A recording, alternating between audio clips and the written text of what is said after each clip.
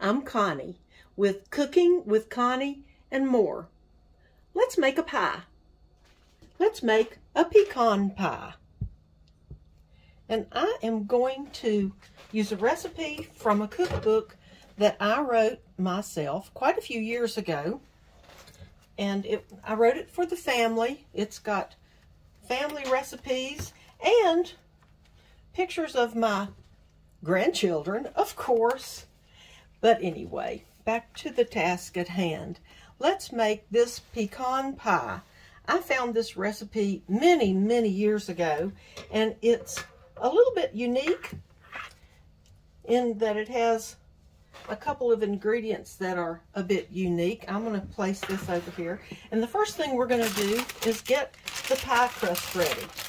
I do use a commercial pie crust. I used to make my own pie crust, but after a few years, I decided to start using a commercial pie crust. My phone is ringing. I hope it'll just stop here in a minute. So, I'm going to unroll this pie crust. And, uh-oh, it peeled a little bit there, but that's okay, I hope. And I'm going to place it in my pie plate. This is a 9-inch pie plate, and I like to use a glass pie plate. I'm just pushing this around in place here, and I'm going to flute the edges. It won't be fancy. I don't do fancy. It might look a little bit fancy to some people, but I never can get it perfect all the way around. So, and I decided a long time ago not to worry about that. I don't know if you can see what I'm doing. I'm just fluting it, pinching it in. I need to fold it over a little bit there, pinching it in, and pushing, pinch and push, just pinch and push all along the way to make a fluted edge. Now, you can just press down with a fork and have the fork imprint all the way around. And after I do that, I like to go along and just pinch those little points out. So now, because these pie crusts are not perfect, they don't always fit perfectly. And I have found over the years that the quality of that has lessened somewhat. And I could make my own, and it would probably look prettier, but it would take more of my time, and I do appreciate having a pie crust that I can just roll out and do this with. As you see, I'm kind of finalizing my little pinches along there. And so there. And I like to press it in again just to make sure it's flat against my pie plate. Now, that's ready. And I just realized I needed to turn on another light. Is that better? Somewhat better. Now my pie crust is ready. And I will tell you that I have my oven preheating, so that's ready also. The next thing I'm going to do is I'm going to melt my butter, because I'm going to melt it, but then I don't want it really, really hot when I pour it into my mixture, because I don't want it to start the eggs cooking while they're in the mixing bowl. And the recipe calls for 1/3 cup of butter. It is so convenient that the butter manufacturers put the measurements on the sticks of butter, and then right there is 1/3 cup. It's measured for me, and I'm going to cut through that, and I'm going to measure it in my little handy cup here. I'm going to melt it, in my little handy cup here. that will probably take about 20 seconds or so. I'm going to put that in the microwave.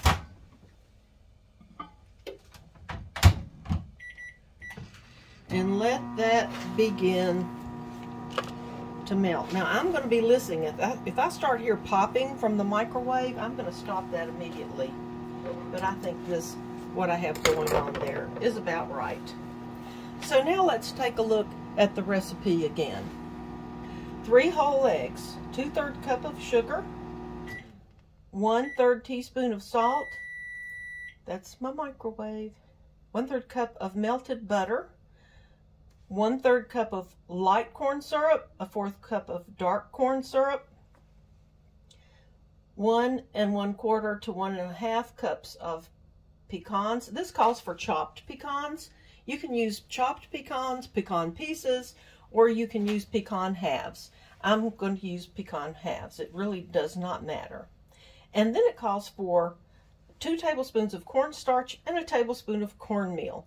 That cornmeal is the kind of unique ingredient in this pie, but this pecan pie recipe is the best one I have ever found.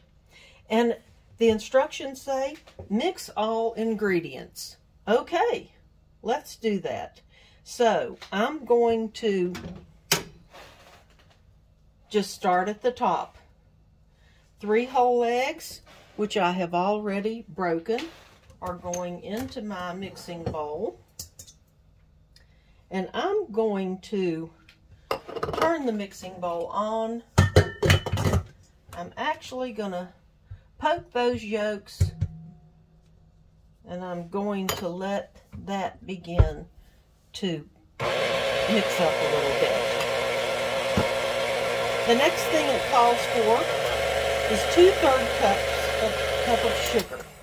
Now I already have my sugar measured out as 2/3 of a cup.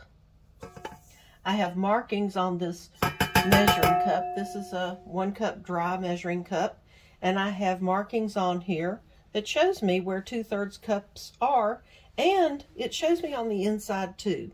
That's very helpful in measuring. So I'm going to start that blending a little bit. And now, yeah, it says to mix all of the ingredients. So we're going to go ahead and add the rest of these ingredients, except for the pecans. I'm going to save that for last. So I've got the sugar, and it calls for salt. I'm going to measure that in my hand. It calls for about 1/3 of a teaspoon of salt. So it's hard to pour into a 1/3 teaspoon measuring, and I can estimate that just fine. And if it's not completely exact, that doesn't matter. Next, it says the melted butter. Now I'm going to hold off and put that in a couple minutes, just so it can cool a little bit. But I will go ahead and add my corn syrups. I have already measured my light corn syrup. That doesn't mean it's light in calories. That just means it's light in color. My husband was upset one time when I was putting light corn. He said, "You're not using that diet stuff, are you?" I said, No. That's just the name of the corn syrup. So this is light corn syrup, 3/4 of a cup. And then dark corn syrup, 1/4 of a cup. So let's put that in there. Try to get as much of it as we can. Don't want to waste it. Don't want to waste any of it. There's always going to be some stuck in the measuring cup. We can't avoid that. So there. Now, what's next? I'm going to go ahead and blend that. And I'm going to also go ahead and put my cornstarch in there.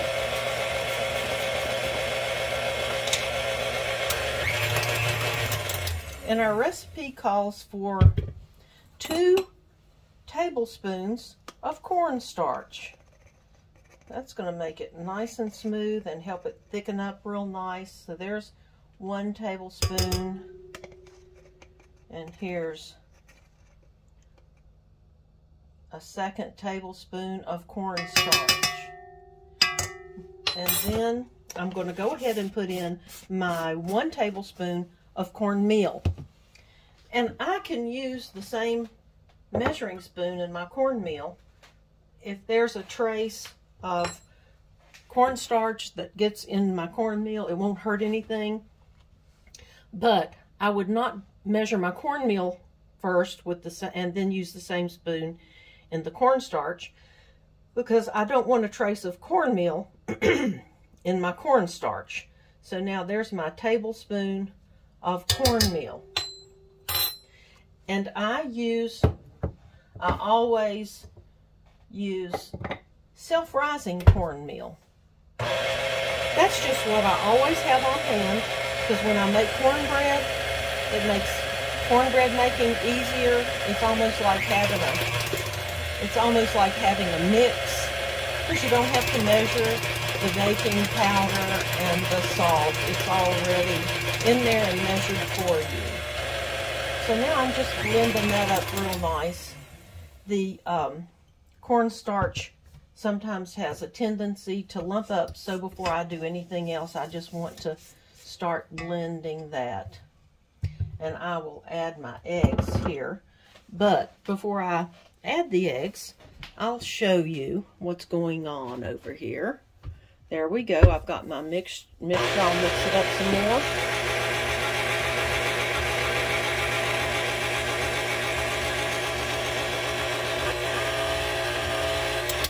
And it is well blended. So now I'm going to set this back down, and I'm going to pour in my butter. And I'm going to do that. It's still a little warm. And eggs will cook at a very low temperature. So I'm going to just over here to the side, I'm going to pour that in gradually, because it's still got a little bit of heat in it, and I don't want any of the heat from that to overwhelm any of the egg and make that start cooking. Now, it's a good idea at this point. We're ready for the pecans. And I'm going to scrape down the sides of my bowl to make sure we don't have any traces of cornmeal or cornstarch or anything there. And I didn't see any lumps or clumps or anything undesirable. And I'm going to just go over the recipe and make sure I haven't forgotten anything. I have regretted doing this step from time to time. So I have my eggs, my sugar, my salt, my butter, light cornstarch, dark cornstarch, cornstarch, cornmeal, and now the only thing lacking are the nuts. So we're going to put these pecans in there. I'm not going to use the mixer on this because I don't want it to break up my pecans, because I'm using pecan halves. And I'm going to put that bowl under there for the drips. And we're going to pour the pecans into our mixture here. And just stir that up.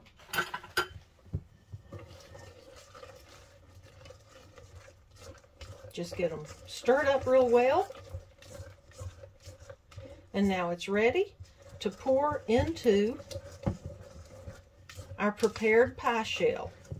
The oven over here is hot and ready for it. So let's just pour this into the prepared pie shell. Oh boy. Pecan pie is one of the favorites around here. And a lot of people like to put, you can eat it plain and it's wonderful. You can put whipped cream on it. And of course that's good. But oh my goodness, my favorite thing to put on pecan pie is vanilla ice cream. Pecan pie warmed a little bit with vanilla ice cream. What a luscious dessert. Now let's put this in our hot oven. And let me see if I can hold the camera and manage this. I'm not sure I can. Let's see what we can do here. The oven is hot and is ready to go. I'm going to put that in the center of the rack, basically in the center of the oven. Close the door. Set the timer. It wants to bake for about 45 to 50 minutes. I'm going to set that for 35 minutes because at 35 minutes I'm going to put, well, 34 is fine. I'm going to put a shield on the crust to keep it from over browning, and I'll show you that in a few minutes. I'm going to pause for a few minutes and let that bake.